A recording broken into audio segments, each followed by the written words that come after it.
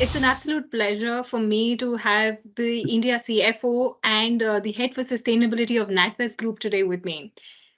We really welcome you, Saurabh and Tanya. Thank you for taking out the time today for us and having this conversation on one of the most important topics of the century, of the decade, I'd say, and for many, many years to come, sustainability. So, Saurabh, we'll start with you, and we would like to get a perspective of what exactly is the NatWest Group doing when we talk about sustainability globally, and if you could also touch base a little about the India perspective. Yep, sure. No, thank you. Thank you, Avantika, for hosting us. Pleasure to talk to you as always. So look, just to give you a flavor of what we've been doing in sustainability and bit of flavor of our journey, I suppose. So look, as an organization, we've always been climate conscious, I would say. But a pivotal moment came in 2019 in our journey when we actually announced our purpose-led strategy, which is underpinned by three pillars, and climate is one of them. So we made addressing the climate challenge and helping our customers in the transition to net zero a key strategic priority. Our ambition is to be a leading bank in the UK to help address the climate change for our customers, basically. Um, we some other facts just to prove the point, I suppose. So we are the founding signatories of the UN Principles for Responsible Banking, and our initiative, is a stated ambition, is to align our strategy with 2015 Paris Agreement, as well as with the UN Sustainable Development Goals, basically. Um, in terms of how we bring this to life, so we made this very clear to our investors, to our shareholders, to our customers, that our key objective is to be net zero by 2050 across our financed emissions, across our assets under management, as well as our operational value chain. So this is a slightly more, if you like, long-term ambition. And in more short to medium term, there are a few, I guess, clear objectives that we've been pursuing. So the first one is to halve the climate impact of our financing activity by 2030. And to achieve that, one of the initiatives that we started is to keep aside 100 billion of separate funding for sustainable, finance, if you like, and that is between 2021 and 2025, and we are well on track to achieve that. We also said that we are going to phase out the coal for our UK as well as non-UK customers by 2030, I'm sorry. As well as we said that we are going to have our mortgage book in a way that at least 50% of our portfolio is above EPC C rating and above. So again, clear focus on the energy efficiency for our retail customers there. In terms of our asset under management, again, we made it clear that we plan to reduce the climate intensity of our asset under management by 50% by 2030. Right. And perhaps the most important aspect, because that's where we can see the real impact on our employees, or rather their help, how they help achieve us, is to reduce the climate impact of our operational value chain.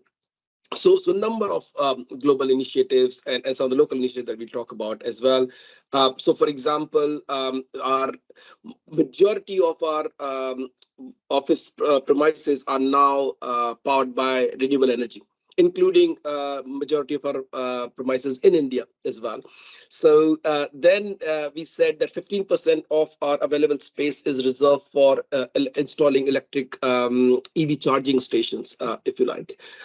We want to reduce the energy efficiency, or increase the energy efficiency, if you like, in that context, by roughly 40% in the next few years. So there are a number of, I guess, things that we are doing. We've been obviously collaborating and partnering with UK government on this. In fact, on COP26, we were the only financial, banking partners to COP26. COP27, we collaborated quite heavily with UK government, and we set up the, UK pavilion in Dubai, and that was quite successful. So clearly the ambition is there, which we made it very, very clear to the market. We are tracking it. It is absolutely a key aspect of the way we run the business. It is key component of our strategy. Like I said, we are the first bank who've actually agreed for the the targets, the scientific targets, which is also approved by scientific targets institution. So there's this enough and more organizational effort. There's clearly organizational intent. Having said that, we obviously recognize there is a long way to go, in terms of how we really help our clients to the transition to net zero. So this is just to paint a picture of how we look at it from a global perspective. Now, coming to India, so we have roughly, give or take, 30% of our workforce based in India, right? So in that sense, India is a microcosm of our bank, and therefore it's really, really important, or rather critical for us to pursue the climate agenda as the way we do in the UK. Obviously, we don't have a customer-facing business in India, and therefore we look at it slightly differently. So we look at it broadly from three lenses. So first is how we can really help the sustainability agenda from a CSR strategy perspective. Second is how do we really reduce the carbon intensity of our own operations. And third is how do we really use the employee volunteering, how we really involve our colleagues, both to raise awareness, to help reduce their own carbon footprint, as well as in the process to help our sustainability agenda. So I'm going to ask Tanya to give you a bit more perspective on that, but just very, very high level in terms of our CSR strategy. The way our CS strategy works in India is we've always been focusing for the last 10, 15 years on both the sustainability as well as the biodiversity, because we always believe that the sustainability and biodiversity are intrinsically interlinked, if you like, and therefore most of our efforts have been to improve the climate resilience, if you like, of the natural ecosystems as well as the vulnerable communities. So our focus has been to work with the vulnerable communities, which are in or around the degraded forest land, wetland, and grasslands. And the effort therefore involves in us working with the NGOs, our partners, in some cases government organizations, to try to find livelihood opportunities for those vulnerable communities, and help basically stop the degradation as well as restore the natural habitat diversity. And in the process, we not only help the climate agenda in terms of increasing carbon sink, but also improve the livelihoods. It kind of serves two purposes there. But I'm going to stop here. I'm going to ask Tanya to give you a bit more flavor of that, and we can take it from there. Thank you so much, Saurabh. Tanya, over to you. So thank you. It's quite interesting to understand and be a part of a large organization which truly holds purpose at the core of of its business. And of course, purpose can be looked at it from the lens of environment, from social and economic factors as well.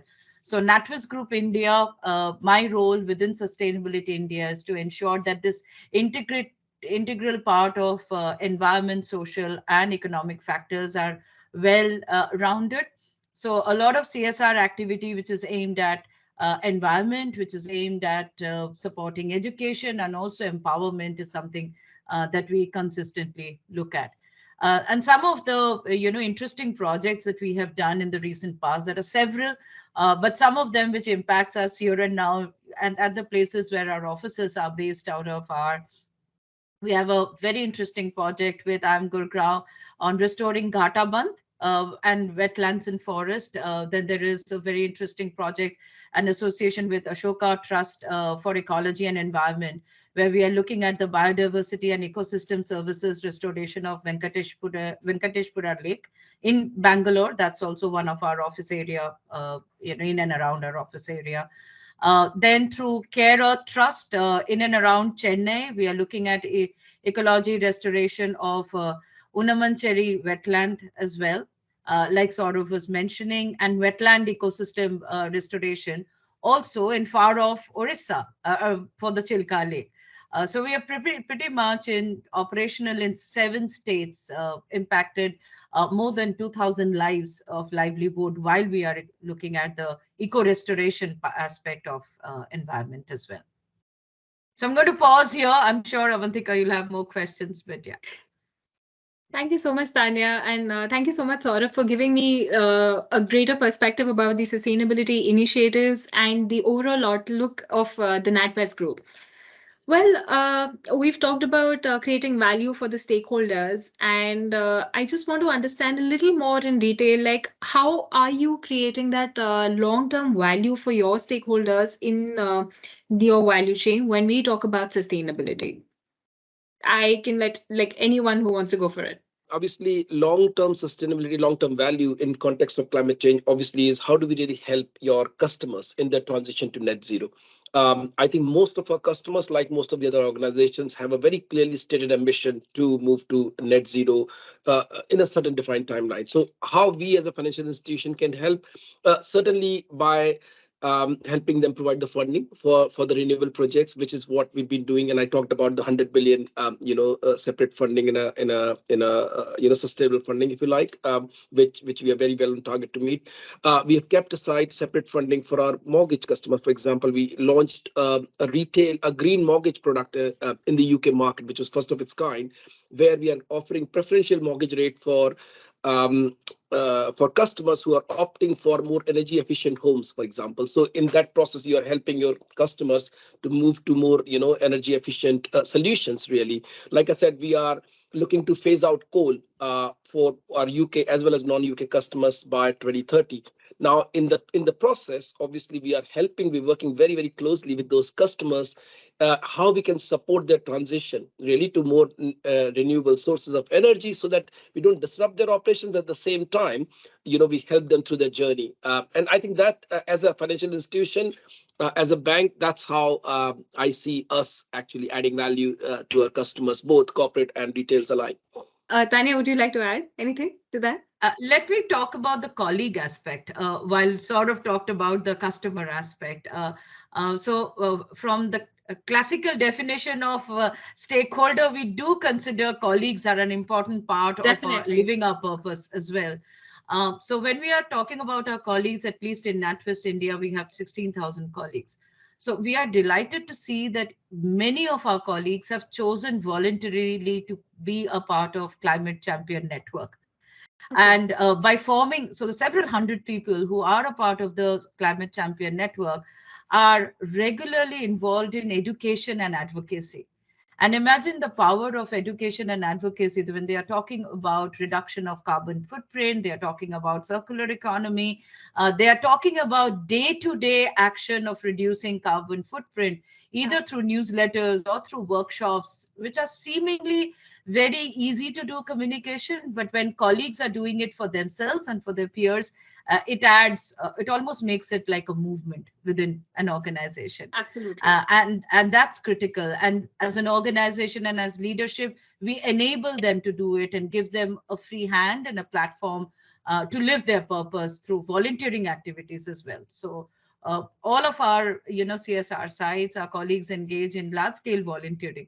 So whether it is doing tree plantation, whether it is contributing towards a butterfly garden, or whether it is towards turtle conservation drive, we have seen colleagues, and we have also seen family members of colleagues joining in, which means the revolution is on. And that's what is going to take us to the next century. Because obviously adding value is quite a broad spectrum, right? So we talked about customers, Tanya talked about colleagues. I think let me also add in terms of how by reducing the emissions from our own operations, how you're actually, and if I talk in context of India, helping the India sustainability goals that been committed at COP and stuff.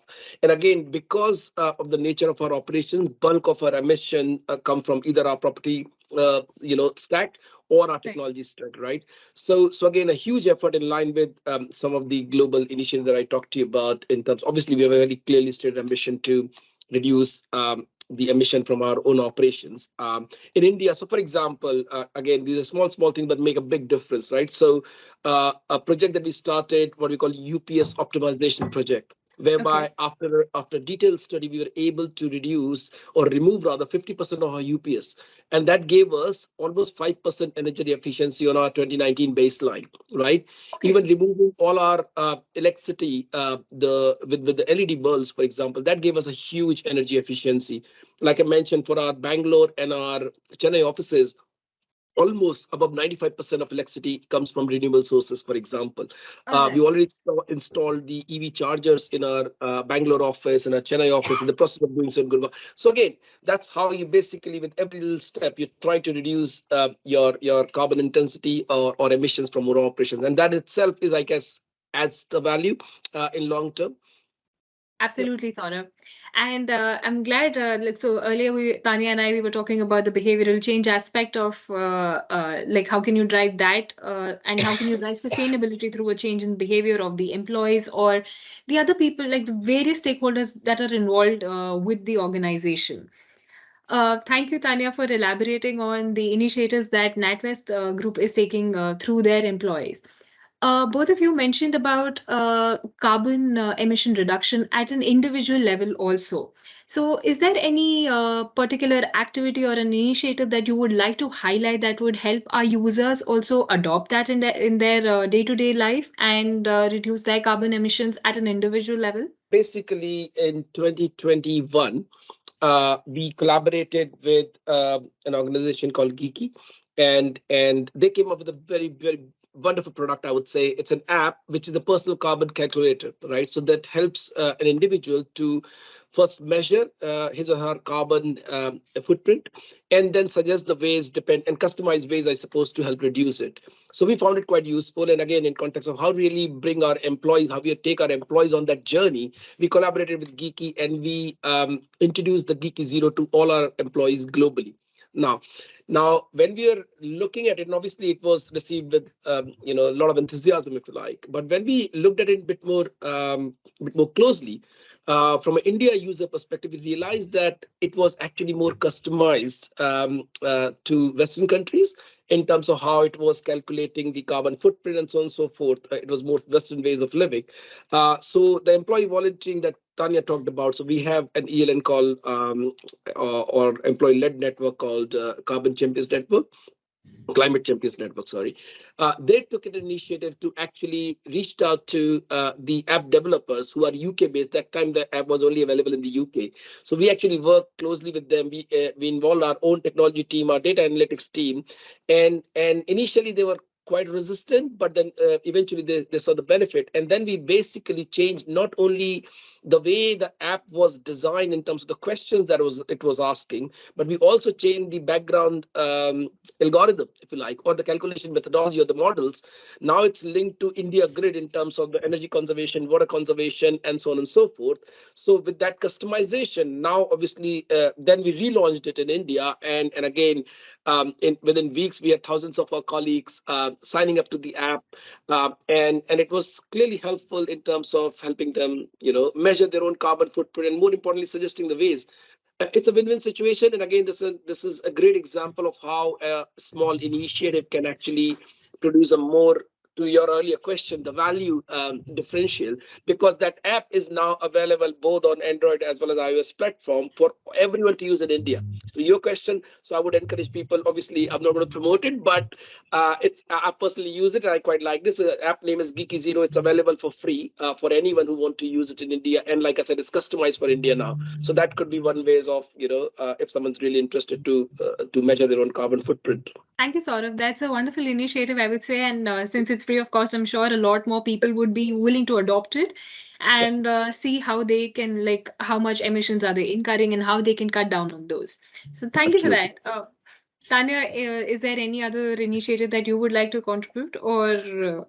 Yeah, I just wanted to mention that, in the future, whether it is through the Geeky Zero app or we do it in any other form, the way of living of individuals are changing.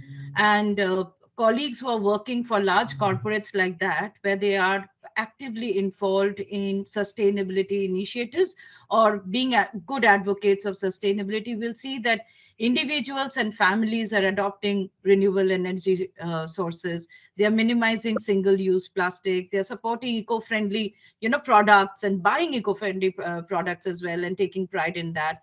Practicing water conservation at a daily level, and staying informed about, sustainable practices. So I guess it will take individual, community, corporate, and regulatory, tie-up to make this as a movement. And honestly, I just want to say, underlying it's about if we care enough and we share enough, we will have enough. I think our generation somewhere went into the generation of having plenty.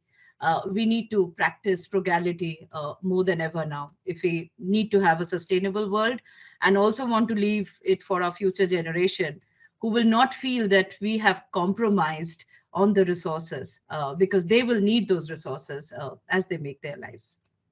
That's wonderfully put, Tanya. And I think I'm going to hold on to that line of yours.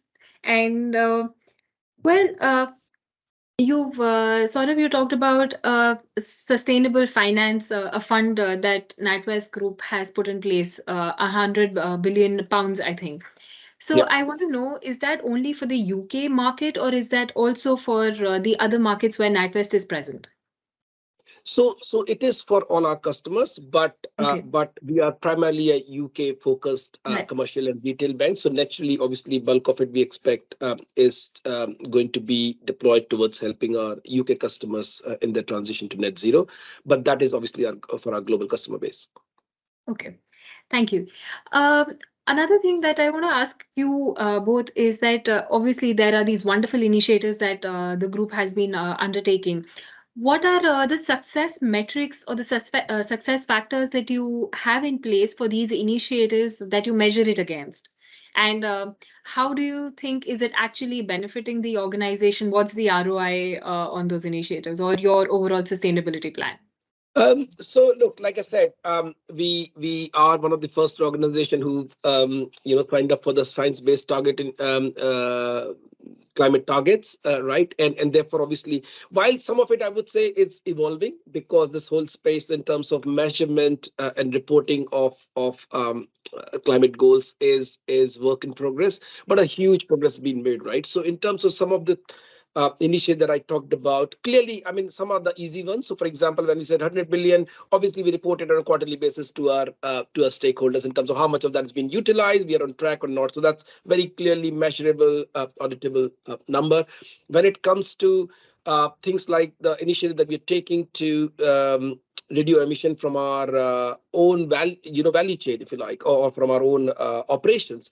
So that's where we have very, very detailed dashboards, right? So for example, when you replace your electric appliances with the LED, what would be that impact? So then you look at the baseline versus the current consumption, which is why I said how you able to conclude that it's a 5% reduction on the base. Once we remove the UPS, for example, 20% reduction or more energy efficiency when we replaced all the electric appliances with the LED lights and so on and so forth. So there's a very detailed tracking mechanism in place. There are very, very detailed KPIs, if you like, in form of dashboards, which go all the way to our Exco, actually. So it is taken very, very seriously. If I would encourage you to actually go to our website and look at our climate disclosures because they are considered one of the best in class.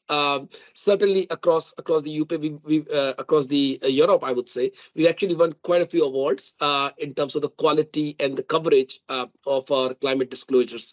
And again, it's a very, very detailed disclosure that goes in scope 1, 2, 3 in terms of how we're measuring, what we're doing, how we're building models, what assumptions are going in that. So there's a whole, obviously, there's a lot of effort involved, and there are a lot of SMEs, I would say, who are deployed to not only develop those mechanics in terms of how we are going to measure it, but then people who are actually actively involved in reporting and measuring those as well. Thank you, Saurabh. Tanya, my next question is for you, and I know that there was one industry discussion that was held recently with NatWest and the several other companies. So I would like to know, like, what are the best practices that stood out in that discussion for you when we talk about sustainability? Well, we had a very, very fruitful gathering. It was like an industry forum. So we had Deloitte, we had TCS, we had KPMG, we had faculty from India School of Development Management, Noida, who joined. So basically, the discussion was around net zero operations for sustainable future. And the speakers were able to give us a lot of highlights on 3 themes. And one of the themes was on carbon footprint reduction. So they talked about insights and their best practices and how they are using data and technology on adopting sustainable practice and also measuring carbon footprint. The second part was, they also shared how are they looking at circular economy, and also the fact of the entire supply chain sustainability, how they are, looking at that and promoting that in their respective organization, and also through working with their clients on that. And the third bit, which I did allude to earlier, is on how they are also involving colleague engagement on fostering a culture of sustainability within the organization and also outside of their personal level. So these were the three themes that they captured. Okay. So when we talk about circularity or circular economy, what is NatWest Group doing in particular? So I guess if I quote an example which is closer to home, right, is and again this is linked back to some of the initiatives that our employee volunteering community has come up with. So for example, every year, or I would say several times during the year, they organize the cloth collection drive, right, or electronic, I wouldn't say waste, the spare electronic material collection drive, and then we look for potential users who can benefit from that, and so on and so forth. That to me is a good example of how through those employee-led initiatives you can actually help the circular economy. Of course, as a bank, to the extent we can, obviously we are a financial institution, so the bulk of it has to be in terms of funding those right initiatives. But I think a good example is through the employee warranty activities, well, that I just alluded to. Well, my next question, and I think that will be my last question for both of you, and that will be, no, actually, this is not going to be my last question. Sorry, I take that back.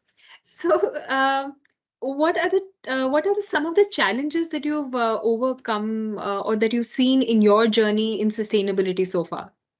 So let me start, and then I'm sure Tanya will add to that. So again, this is my personal reflection. Obviously, for a while I was sitting on a bit of a fence in terms of, okay, yes, we all care about planet, but what do we do about it really? How can I as an individual contribute beyond what you see in terms of regulators and governments and everyone talking about it? And that's when actually a small effort that we started in India a few years back by setting it up, the climate champion network that I talked about, right? So that is something, the idea that we came up with, and I set it up. And again, it's so fulfilling, if you like, to see it growing into what it has become in just 3 years, and how we are able to channelize, the passion of so many like-minded employees to try to do something, and able to do not just small things. I gave you Geeky Zero example, the industry forum. All of that is completely 100% employee-led initiatives. They come up with ideas. We are here just to support, I suppose. So that is how I guess we each need to find their own the ways to help. Of course, we all should do bare minimum to try to reduce our own footprint, which we all do.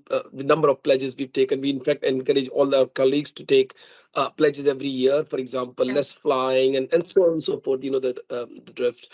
But that is how I guess how you really leverage what is available, whether in terms of organizational construct, in terms of your own knowledge, or the means that are available to try to make a difference. I suppose it differs person by person. But one thing from personal experience I can say, once you start something, you will find so many people, like-minded people. That was our experience with this industry event, because we've been thinking about it for last 6 months, and when we started reaching out to people, I mean, willingly people flew from London, from Bombay, from Bangalore to participate in this event, which we hosted in our own premise, and that turned out to be a really, really good one. So again, I guess just a matter of taking the initiative, and then people always join, is how I see it really. I would say the greatest challenge and the biggest opportunities for corporate bodies like us, and also as an individual or family units and communities, is looking at how do we optimize the entire supply chain bit of net zero operations and contribute towards that. When we are looking at products and services that we are engaging with, and what does the entire supply chain look like? So which means not only doing what you can do, but also looking at what is happening with what you're doing when it comes to the waste, when it comes to plastics, when it comes to energy, when it comes to e-waste, any of it for that matter. So that's the greatest challenge. Sometimes we feel those things are not in our control, but that's the greatest area of influence as well. Thank you, Tanya. In terms of the governance aspect, I want to know like how are all these initiatives, your strategy from the strategic point of view, how are they all regulated at NatWest?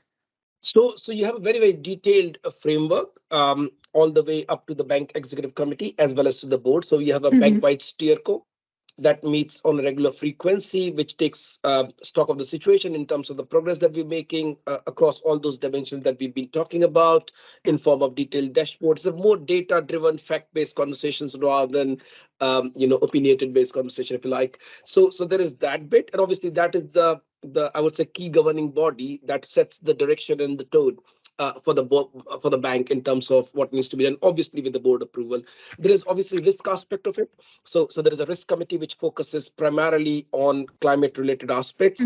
Having said that, in every other risk forum, because obviously we are a heavily regulated industry, being banking, and therefore the climate risk is now baked in every single other decision we take. Absolutely. And monitor accordingly. But then there's a separate climate risk committee that looks at all the aspects and how we are really mitigating some of that, both for our own bank as well as for our customers. So that's the broad governance framework, and then obviously it cascades down all the way to teams and sub-teams level. Now I finally come to my last question, and that is, what are some of the key trends that you see in the sustainability space for the coming year? Key trends. Okay, that's quite a few, quite frankly. I guess, look, I look at it with a lot of hope and optimism. Some of the very promising technology that's being developed. I hope it comes to the point where it can be used at an industrial scale, both for more for mitigation than for adoption, right? In terms of some of the technology that we're talking about, that can carbon capture technology. It's been tested in parts, but I don't think it's been tested to an extent where it can be deployed for the normal use. And I hope we see a quick development on that front, because that hopefully will be a game changer. So again, quick deployment of available technology. I guess use of more new technology. I know there's a huge amount of research going in that in terms of how we really and again, this is both for mitigation as well as adaptation rather. So my hope and optimism is more for that, because I think that will be the game changer. While everyone is putting an effort, but if we can deploy technology at pace, at speed, at scale, I think that will be a game changer, and that's my hope for next year.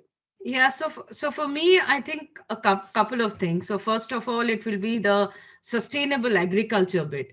I think there will be a lot of adoption of regenerative agriculture that will, come into the focus area. Then there will be biodiversity conservation. I really talked about some of the eco-restoration work that we are doing through our CSR project. And I'm sure we are not the only one. There will be other organizations and other bodies who will be focusing on that, because that will help us maintain the ecological balance that we seem to be eroding at some point. Green finance is another bit that I want to call that out. And optimization of supply chain is the last one, which I did mention earlier.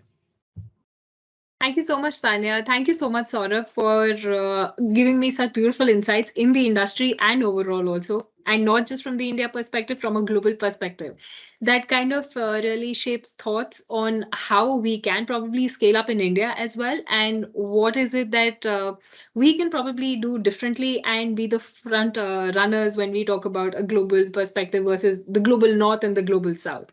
So thank you for giving your insights, and thank you for sharing. Thank you for taking out the time for an interaction with BW today. Thank you, Avantika. Thank you, Avantika.